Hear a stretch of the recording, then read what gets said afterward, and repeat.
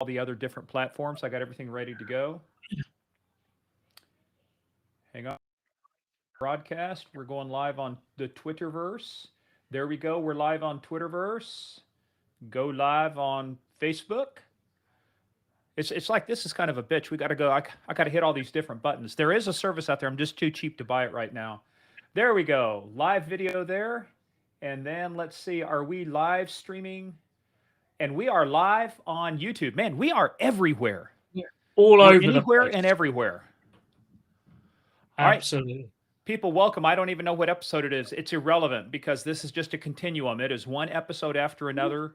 Three, Fourth, four, fifth, something like that. Fourth, something yeah. like that. Time flies when you're having fun, you know, Indeed. Indeed, when you're not too busy, right? yeah. So yeah, just trying to get us together at the same place and the same time. And it's been a busy week for me too, man. I have not traveled for a year and a half, and then in 1 week I am in Chicago, Iowa, and New York all in the same week. I'm on a plane and a train and an automobile, literally. Yeah. I hate that word literally. I really, absolutely just, and it's like, oh, I was so tired by the time I got back. I'm like, I can't, I used to do this for a living, man. I was a road warrior. I could go out there and it's like, Yeah. I felt like a Yeah. teenager on a date. Oh my God, I'm It's so nervous. Do I have the right socks? Do I have, underwear? do I You have know, enough underpants and socks? that's the But biggest thing. I can but get the by without travel grab socks. I bag gotta is have fresh underwear. yeah, but it's been so long since everybody's travelled that the clothes in your travel go bag or grab bag are out of date and out of fashion now, right? Yeah. You know, Oh man, I'm and no telling you. longer fit, or rather, they might have shrunk while they've been put into storage, right? I stayed okay during the whole COVID thing. I mean, I've got a Peloton. I've been working out quite a bit, and even while I was on the road, I was not able to find a Peloton at the hotel in Iowa, but I Yeah. was able to find one in the hotel I stayed at in New York, and so I was able to get some of my rides in. And actually, we have some couple interesting stories in here. I'll tease this one. We'll talk about yours All first, right. but I actually did a Because segment called "The Future of Warfare." And I did it with two generals. And one of the generals was Keith Alexander, who was the head of the National Security Agency yeah, during the time that the weapon Stuxnet was created against the Iran centrifuges. And he's going to be part of a webinar I'm doing with Sentinel One in July with the New York Times reporter, Nicole Perlroth, who wrote this book. Basically about this is what the end of the world looks like, and it's about she did this all on cyber. She's got some interesting stories, but it was interesting to sit next to a three-star general.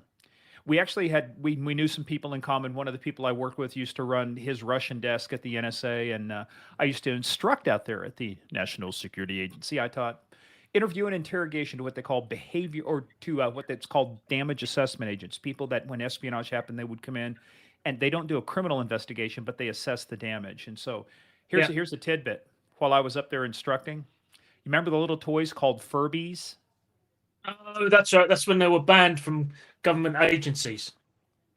What self-respecting spook comes in carrying a Furby? By the way, for you folks who don't know, Furbies can record voices. That's why they were banned from all of these Maybe that places. kid gave it to them. You know, it was Father's Day yesterday, so maybe a kid gave it to him. You know, to look after Daddy at work. You know, I don't So know. they're on a Monday, I think on a Wednesday, come walking in the front door, and there's a sign there that says, basically, "Thou shalt not bring Furbies into this classified Thou facility." shalt not Furby. who, who brings a Furby to work? Come The on. NSA is a Furby-free zone. Yes, we are a nuclear-free and Furby-free zone. Please So continue to bring your smartphone. no, I'll tell you what. I learned a lesson almost. That's back when I started doing this. This was before the advent of the smartphones. But when I was in Turkey, I was going into a in Ankara inside the embassy there. There is a facility that's classified that to get into there, not only do you have to have clearance, but you're supposed to check all your electronics out there. And they have cubby holes. Basically, it's the honor system cubby holes. You put your phone in there.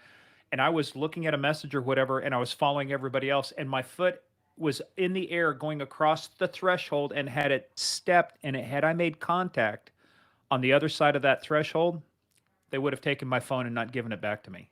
Yeah. So crisis averted. However, that was a crappy phone. I probably should have let him take it and told him it got stolen, which one of my phones did in Malaysia Insurance. one Yeah, time. Yeah. exactly. Well, You'd hey, have probably, hey, if you had find my iPhone on it, it would have probably turned up in like Moscow or somewhere 6 months later. Well, that happened to me in Malaysia. I was over in Indonesia and Malaysia. No, Indonesia. I'd land.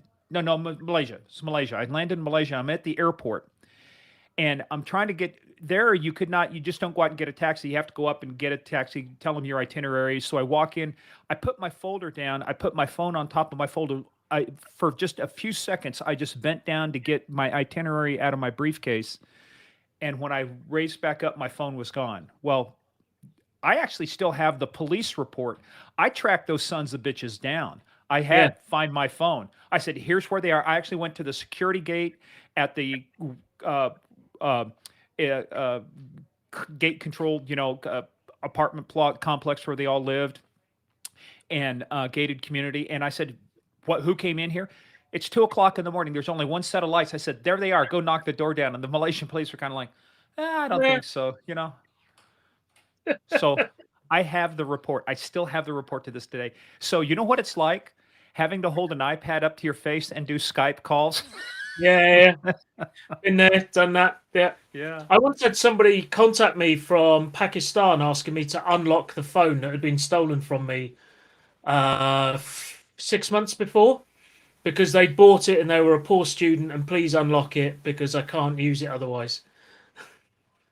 And I've got this long Twitter message basically saying, no, no. I tell you what, you send me $200 and I think, oh, I'm just a poor student, Uh, So it went backwards and forwards and backwards and forwards, and then they would get nasty, and then I would sort of go silent for a day, and then they come back again, apologise. It went on for about 3 or 4 days, you know, until they gave up. But it's my stolen phone, and they bought what they knew was a stolen phone. yeah, that's what I learned about all the different security controls on the iPhone and stuff. And I had mine set up to wipe after 10 attempts, and, lock the phone. I remember, I will tell you this though. I was on a train to New York one time, and I left my iPad. I just got one. I'd left my iPad in the back of a seat, and so I'm like, "Oh man!" But I had to find my iPhone, for that. I sent a message to it, say, "Hey, I'll pay you if you find this."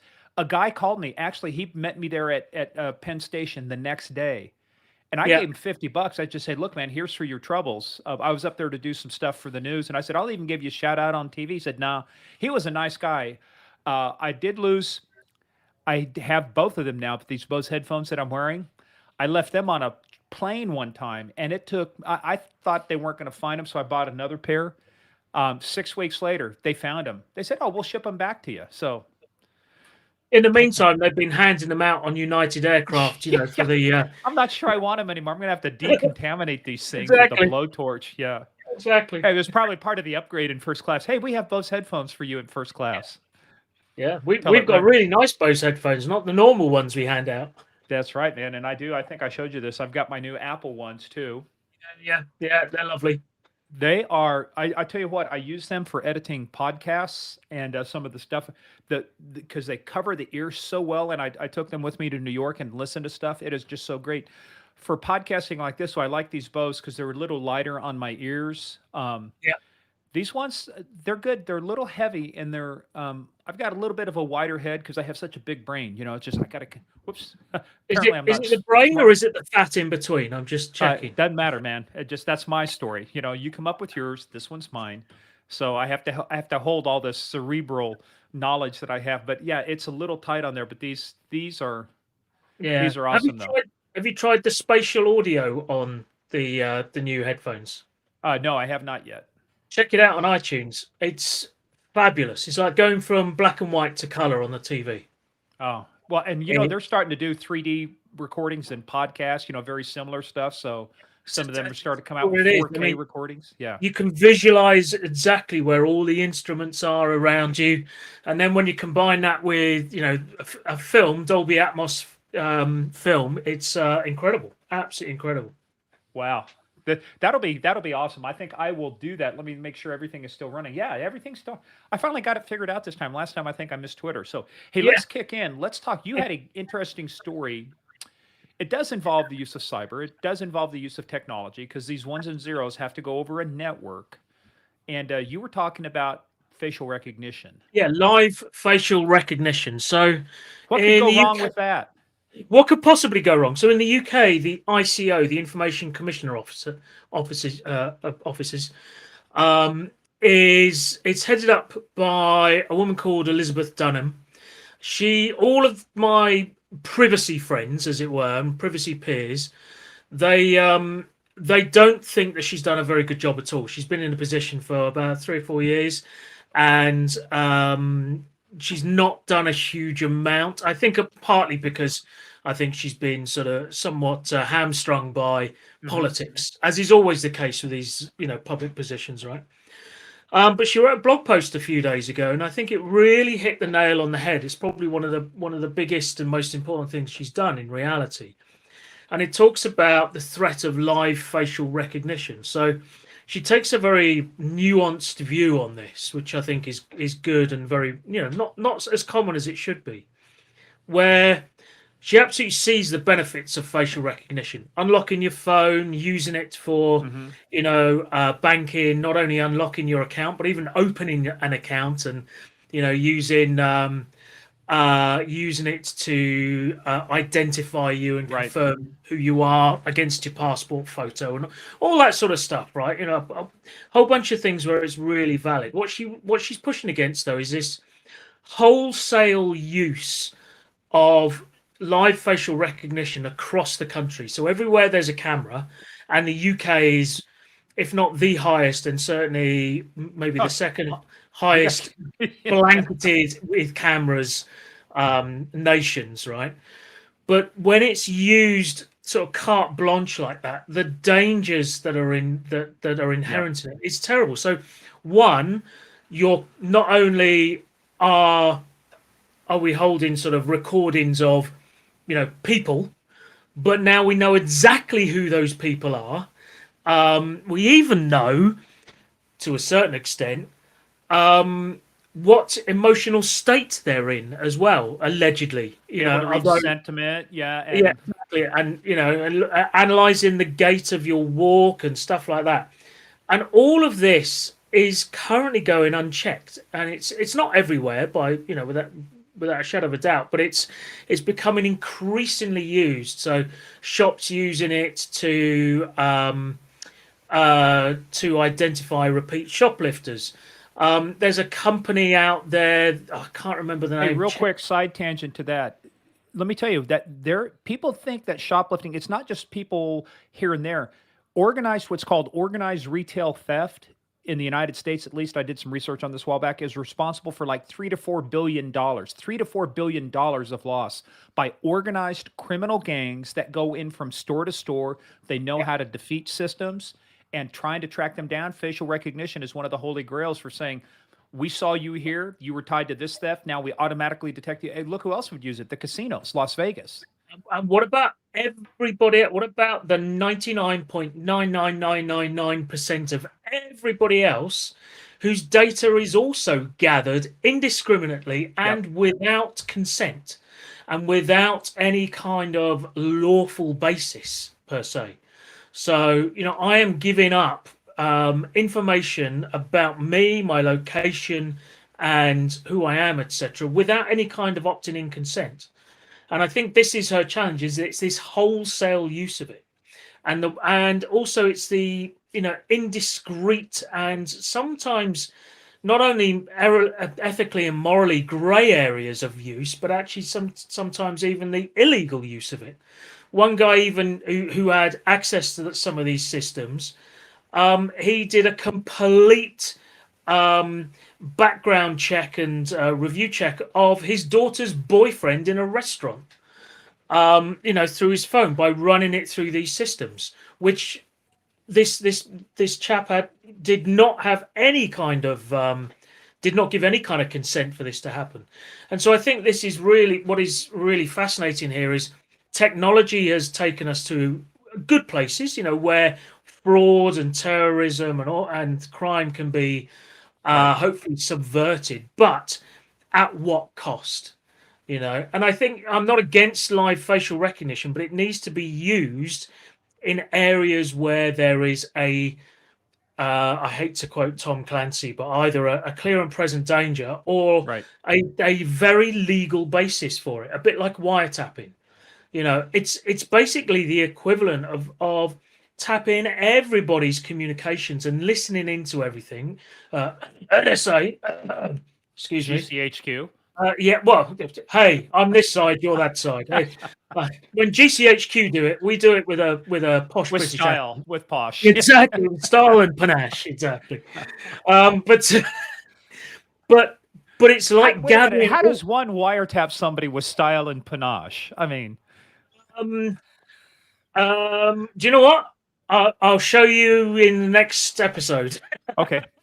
I'm going to think on that one. Uh, Um, but it's probably by wearing tweed while they're doing it. But and having a proper cup of Earl Grey tea and exactly. biscuits There at you 4 o'clock. Yes. Yeah, absolutely. But yeah, but using it in a targeted manner and in a legally transparent manner, I think is what's important here. Because, funny enough, I commented on another podcast the other day. As I grow older, they say as you grow older, you become more right wing, right? As I grow older, I become more left wing. It's interesting, I was always a Tory, a conservative in the UK. Now I'm becoming definitely shifting more left in my, we need to preserve our privacy rights. We need to preserve our, Well, our there's sort kind of. of a middle ground in the U.S. It's called libertarian. So there's some people who just want to be, the government to stay out of everything. You could be a libertarian and both have conservative and liberal leanings. I just Um, wanted to watch the world burn, libertarians. well, I think those are nihilists. Now, I don't think libertarians want to watch the world burn, but it's funny you mentioned that too because there is a theory. For example, people decry. They say, "Oh, you got too many cameras," but at the same time, I was watching a documentary on Netflix yesterday, and it actually was some of it, and I followed through and I watched the special. I think it was on A&E on the Salisbury poisonings. The DS Nick Bailey, that was the Yeah. sergeant, where they targeted the Skripals. I think it was Hmm. Sergey and Yulia, and then you've also got Litvinenko, who was poisoned, and he died from that. Yeah. And one of the ways Polonium one. Yeah. Yeah. yeah, and one of the ways they tracked them down was guess what? Through the use of CCTV. So you people have to be careful. Again, there have to be rules. There has to be a balance because on the one hand, they want you to solve crime, and if you don't do it, they say, "Why didn't you do it?" And you say, "Because you didn't let us use. You took away our tools. You said we couldn't do this. We couldn't do this. Yet you want us to solve the crimes without these tools." On the other hand, I don't want to have we all know, and if you're driving a car, your car is in plain view of everything. Your license plate, that's why the number plate readers in the UK and in the United States, they Yeah. capture your tag. It's not the question is, I understand I'm in public. The question is, what are you doing with that information?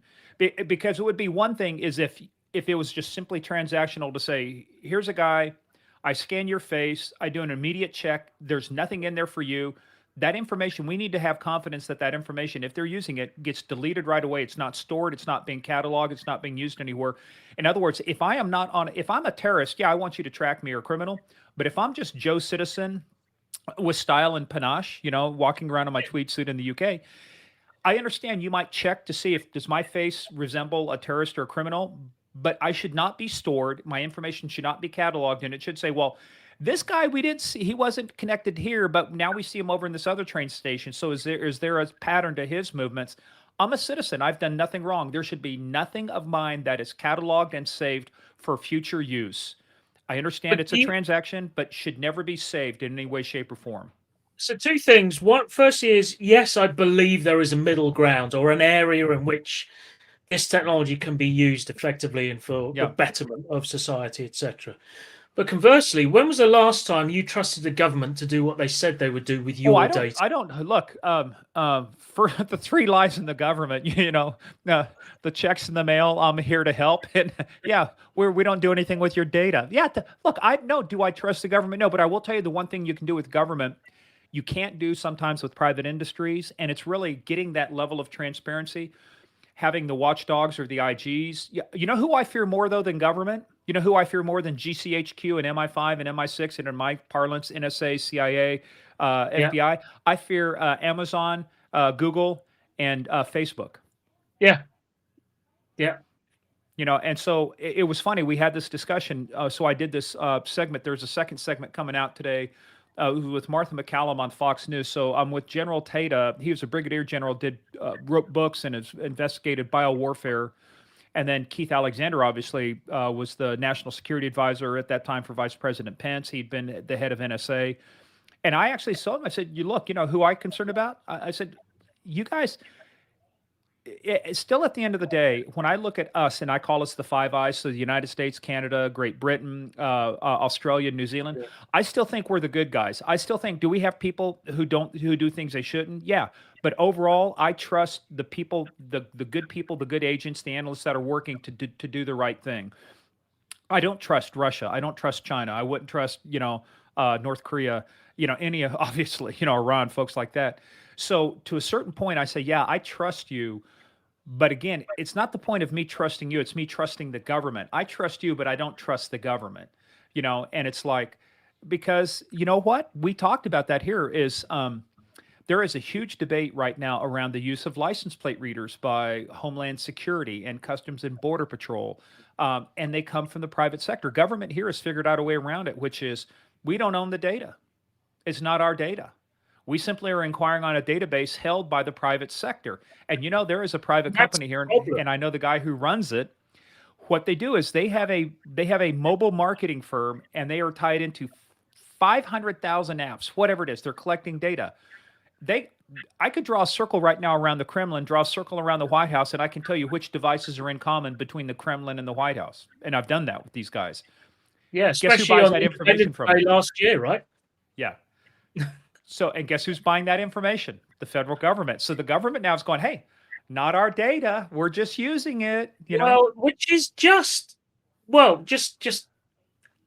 slopey shoulders, to say the least, not taking accountability for their actions whatsoever.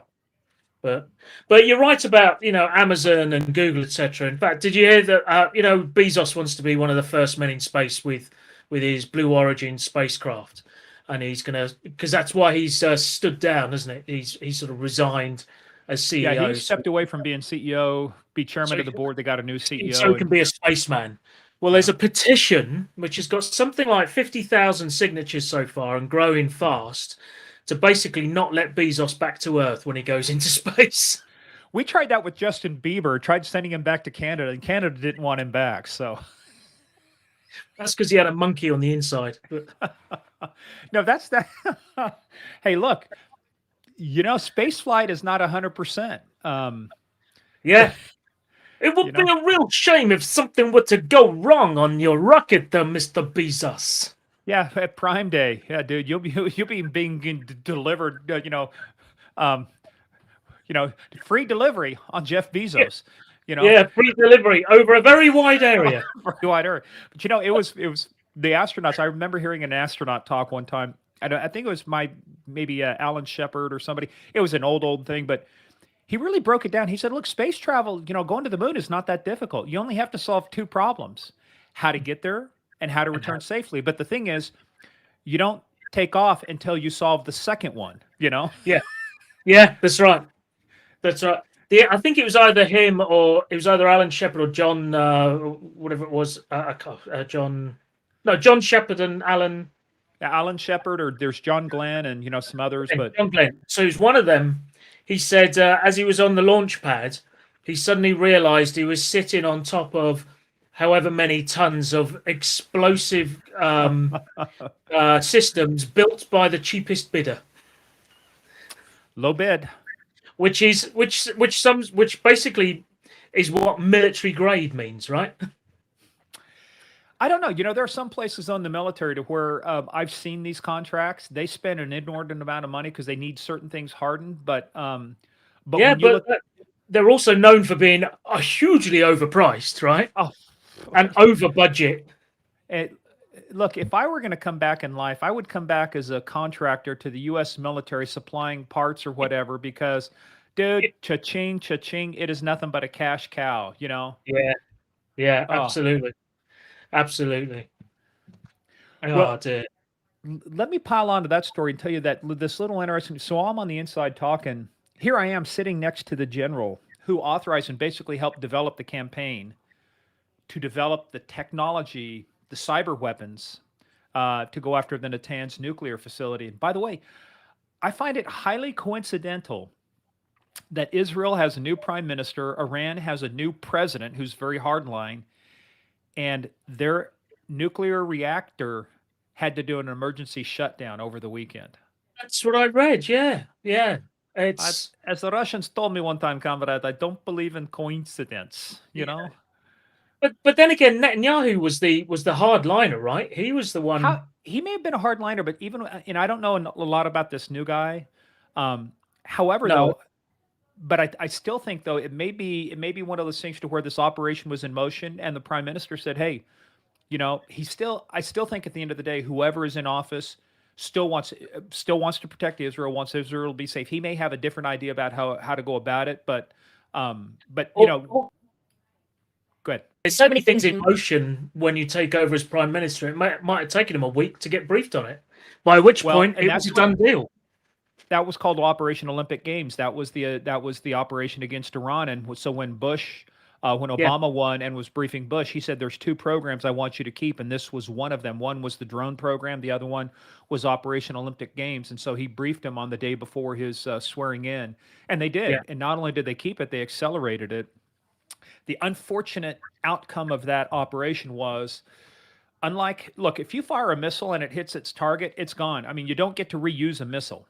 Yeah, Not so for cyber weapons. And if those weapons get out and they get found, they can be repurposed. And it's the equivalent of taking that missile that was firing at you, replicating it a million times, and turning around and firing it right back yeah, at you. So that is the one thing we have not been able to come up with a fail-safe mechanism for cyber weapons that would destroy the code, that would make it unusable, that would obliterate it.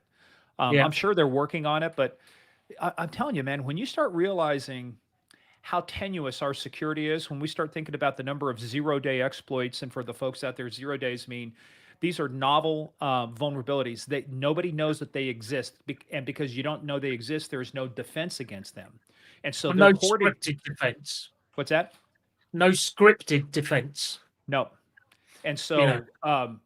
yeah, there's no scripted defense. And so what they do is they exploit these things in order to get a foothold and bury themselves in the system. And the closer they can get to what's called the bare metal down to the firmware, the harder it is to extract them out of there. And so now you've got NSA with a program that basically manages their millions of implants, these 0 days that are around the world that are targeting these things. So, so that got me thinking too, is that makes you realize, how safe are we?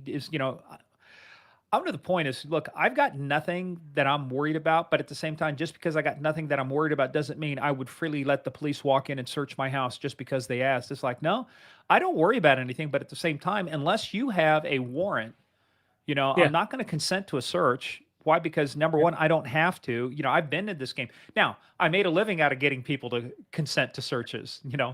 Uh, One of the biggest seizures I got as just starting off as young, I got $250,000 in cash. The guys knew it was in their trunk, and they still let me search their trunk. And right next to the money were plans for a methamphetamine laboratory, which meant the money could be seized because now it's the proceeds of an ill, blah blah blah. And how do you get people to confess to murder, and assaults and stuff like that? Well, that might be the case, but but on the other hand, it's like I just don't want to freely allow the government into my stuff. So that's why you've got to protect your stuff, because if it's not the government, and this is the one I fear now, not fear in a bad sense, but I fear that they're replacing governments in a way, but are these criminal ransomware organizations. They are now having as much power as these Mexican cartels do, the Sinaloa cartel and some of the others that have heavy weapons and that are able to take on the government with helicopters and Yeah. anti-aircraft missiles. We now have criminal organizations in cyberspace that are rivaling nation states for the type of damage they can do. And exactly why technologies like encryption should never have a backdoor. But you know what's going to be irrelevant about that? The Chinese have doubled down. They have their version of a Manhattan Project, which was the nuclear bomb project back in World War II, Quantum on quantum computer. computing. Once quantum computing is institutionalized and it's been figured out, it won't matter. I mean, you'll have quantum computers that'll be able to break encryption. Then you have quantum encryption as well. Yeah, but that'll be So so far down yeah. But but that's true too. It's the right now. It'll take years to get the quantum encryption out, because now the great thing about quantum encryption, for those of you folks who dive into that, is just if you just change one photon, just even touch it, It's called the entanglement theory. It can Yeah. actually show you in another stream that are physically separate that it has been changed. So if anybody just touches a photon, the message but basically lets you know they're trying to tamper the message is unreadable. And China's already established quantum encrypted satellite transmission, so they have a satellite up there that they're working on that right now. So yeah, we'll go from that. But the problem will be is we'll get the quantum computing long before we have the quantum encryption institutionalized and throughout our products and life cycles. Conversely, we should not be putting backdoors into encryption now because it's setting the precedent right Hmm. up front so that when we do get quantum encryption, there'll be a backdoor. Yeah, but you know what? I think that's a good question. Will we have it? But let me tell you what part of the solution is. And this is what I talked to General Alexander about. In the Solar Winds campaign, the Sunburst malware that was done to attack the supply chain, during Senate testimony, Brad Smith, the president of Microsoft, and his analysis was supported by many others and tangentially out of the intelligence community. It took 1,000 Russian engineers, 1,000 software engineers and people to develop this malware, to develop all the components of it, to develop the modules. And so here's my thought.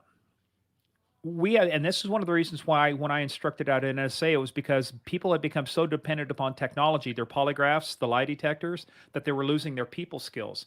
I'm going, where are our intelligence services, the CIA, the Defense Intelligence Agency, the other folks? Where you have I'm telling you right now, I know these Russians like I know the back of my hand.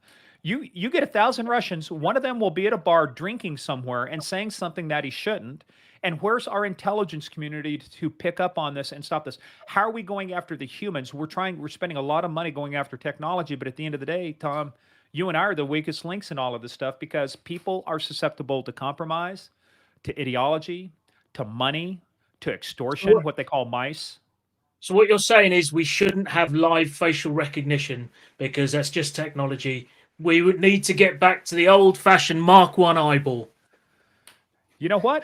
By the way, you folks do it in the UK. The I think it's MI5 have what they call super recognizers. These are Yeah, guys and girls that are yeah. so trained. They look at video, they pick up little snippets of stuff. If they get run over by a lorry, as you say over there, we say a Mack truck over here, you got a lot of experience. No, I think we ought to use facial recognition because you know why? There is this cycle called whether it's intelligence or information, it's called collect, fuse, analyze, produce, and disseminate. We've got to apply technology to collect, fuse, and analyze. The first part of the analysis, we've got to do it that much quicker. Humans cannot be in the loop doing that kind of stuff because all you do is you slow it down. But Yeah. so I agree with you. So that's where I think if we could apply the right rules, we could collect. In other words, if we applied the right rules and did it correctly, a human would never know that your face or my face had been scanned because we were not in any database as a known terrorist or as a known criminal. It simply checked us and it went away. And that part was done. The only thing that should get flagged to humans where it says, I have a potential hit, this 95% probability it's the same person. Now, here's an interesting thing.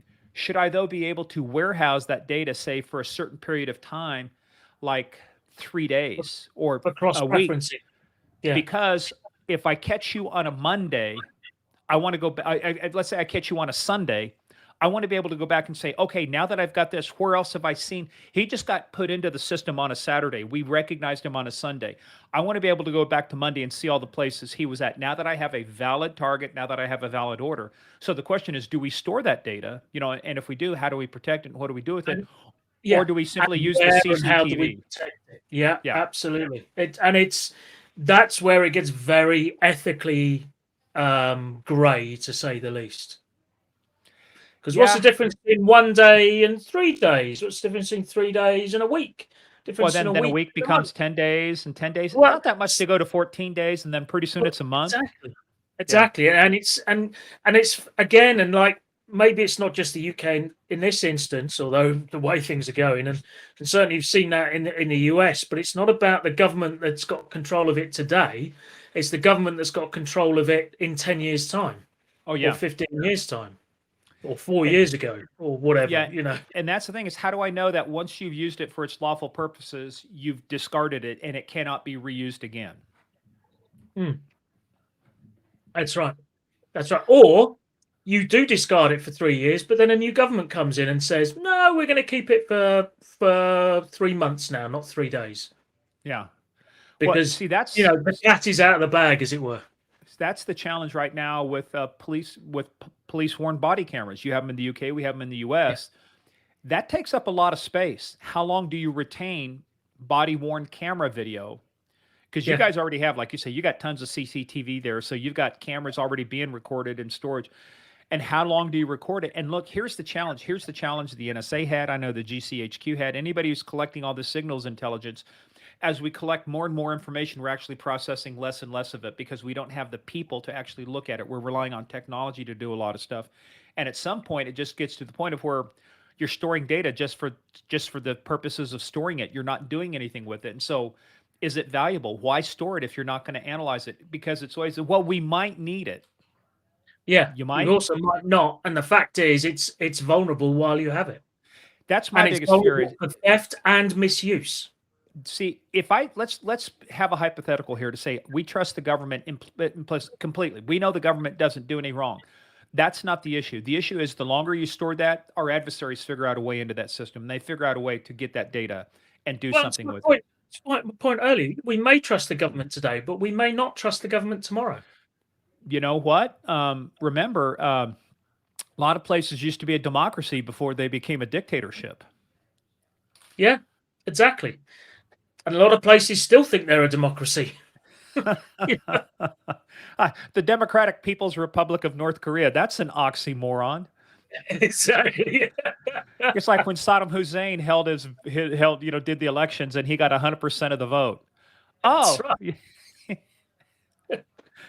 Yeah, yeah. Well, he just obviously did a very good job rounding up all the dissidents. campaigning. Absolutely. He knew how to campaign, Put your finger in the purple ink to show, hey, you voted, and voted for Absolutely. Saddam, voted for glorious Absolutely. leader.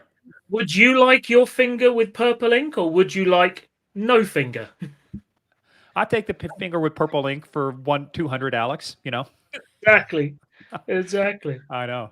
So, what else? What else have you got happening over there in the UK? Oh my goodness, that's wide open. Well, we've still got our lockdown restrictions in place for another month.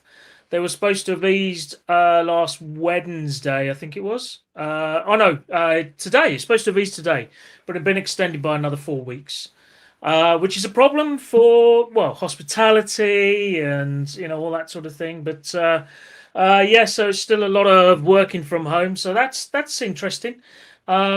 Although I saw on, well, I think it was on Twitter, Madison Square Garden had a 20,000 person performance a concert with the Foo Fighters, and it's like, okay, I thought it was still a problem in the US, but there you go. I was just at Madison Square Garden. Actually, that's where Penn Station is located, right, with Yes, Madison yeah, Square that's Garden. right. Yeah, I was just there on Wednesday and Thursday. I didn't see the Foo Fighters no, I think it was over the weekend, over but the weekend. Okay, yeah. Well, let me tell you, some of the things I saw though, I didn't want to get close to them, COVID or no COVID. It's like there are some characters hanging around Penn crazy Station. conspiracy theorists. No, Oh, I'm talking about people who ought to be institutionalized. well, that was New York for you. Come on. Well, one of them, I learned a long time ago, especially around New York, you just keep walking, don't mess with them. I actually had one guy grab my arm and try to turn me around and said, "Hey, buddy, I want to talk to you." And he grabbed my arm, and it's like, in any other place, I would have reacted to that. It would have been kind of like, "Hey, I need to react to that." Hey, look at this spam risk. I get a call that says, "Oh, let me see if you can see it." Yeah. Spam risk. Should I take it? No, I think I Who will ignore it. who was it? I didn't see the name. It Oh, said just said spam. spam risk. The name. I mean, they're cataloging these things now. They're saying spam Uh, risk. well, mind you, robocallers and spam callers are much bigger over in the US than they are over here, aren't Uh, they? well, I tell you, the thing is, I've been getting phone calls from some of the media and the folks I work with. So it used to be that I would not take, in fact, it wouldn't ring unless you were in my phone book. Yeah, But yeah. some of the numbers I don't recognize, but I have to take the call. So it's like I've left it off of that setting right now. I'm getting ready to turn it back on because uh, just killing me with this stuff. Yeah.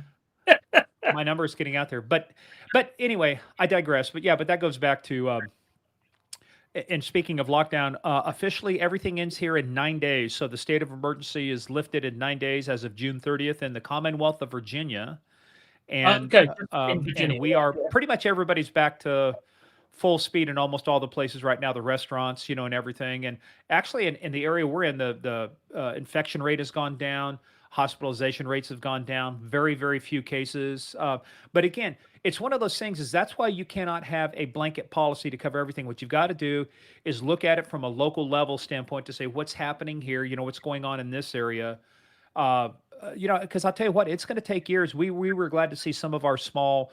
I love supporting small local businesses. For you, if I was in England, I'd be supporting all the little pubs. I'd be going to the restaurants. Over here, it's the same thing. Because the chains, the big companies, they'll figure out a ways to survive it. But it's these small ones that got impacted a lot by. And guess what? And I say that to say this, they get impacted. And the other thing too is they also get impacted because they are prime targets for a lot of these criminal organizations, these cyber organizations. Because why? They don't have the money to No, that's right. hire the people to do the kind of work, and so it used to be is that about 25% of what we define it here as small business, 25% of them, if you got a hit, if you were a victim of a cyber attack, 25% would automatically go out of business because they could not afford to recover from it. Yeah, And yeah, that's, and imagine coming into work one day and you open up your screen and everything's locked up. Your customer database, your financials. I mean, these folks don't have the cash reserves to go for 10 weeks, like a CNA or a Colonial Pipeline, to get things back on track. exactly. Exactly. But yeah, I'm hoping the lockdown will be a lot more eased. I'm going to Vegas for Black Hat and DEF CON. Vegas, baby. You. So I don't know if you're going to be there or not, but I'm looking forward to.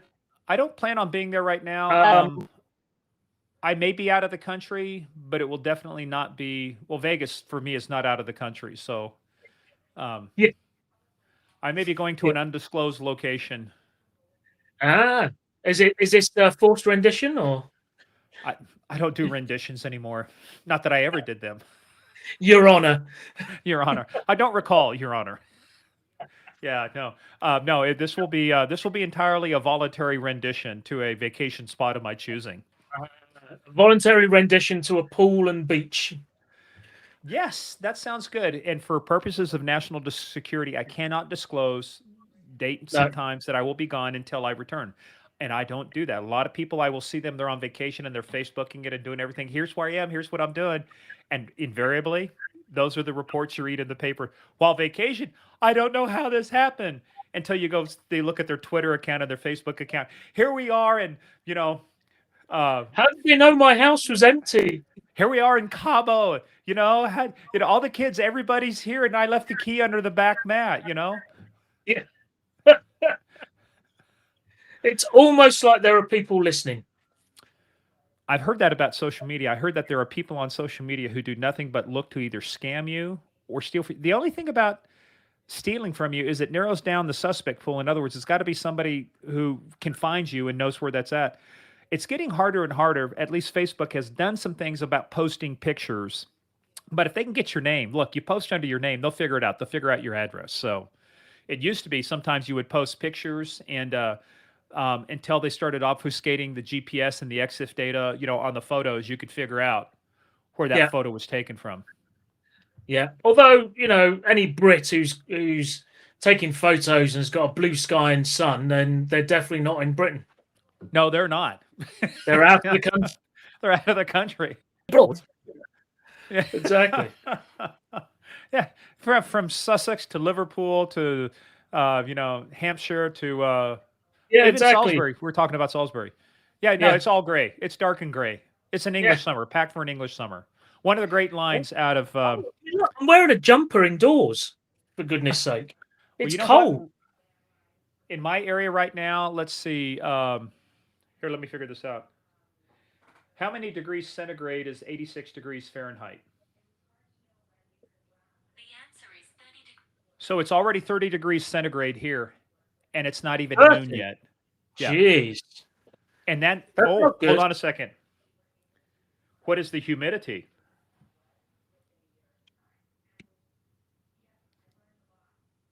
Oh, it doesn't. This one, the humidity is 62%. What's mine? 51% at the moment. Uh, so So yeah, now, because we've had it really hot, and then it got very rainy, and so the moisture is hanging around in the air. But yeah, 60% odd. That's high.